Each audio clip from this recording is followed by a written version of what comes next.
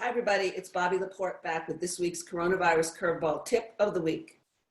In last week's tip, we talked about planning for what's next. And I know that many of you have already started thinking about what the next phase of work will look like in your company. So to continue on that thought, this week, I wanted to talk about how to replace the in-person connection that so many of us are missing working from home. As we came into the shutdown, we had what I'll call banked capital. So in other words, the shared in-person experiences that we had up to that time. So meetings, conferences, retreats, project work, even those what I call corridor conversations. You know, when you bump into someone you haven't seen in a while and you ask them how it's going, maybe you run something by them, those can be really rich encounters. So you've been drawing on this banked capital now in virtual mode, but it's eventually going to run out. So how will you take this into consideration? How will you think about this in an extended work from home period where you also might be accidentally excluding people because they're out of sight, out of mind? So for instance, have you ever stopped working with a colleague because they moved to a different floor in your building?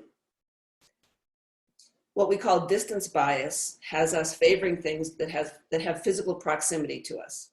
And that has become even more obvious in this time of working from home. So how do you think about this going forward? Well, you can't really replace the in-person connection when you have no physical proximity. But I have one simple idea I think might help you get started to thinking about how you might extend that human connection. So here's my tip. Make a list of the people that you haven't connected with for a while, because often we're seeing the same people in the standard meetings that we have on our schedule, and then set calendar reminders to check in with them.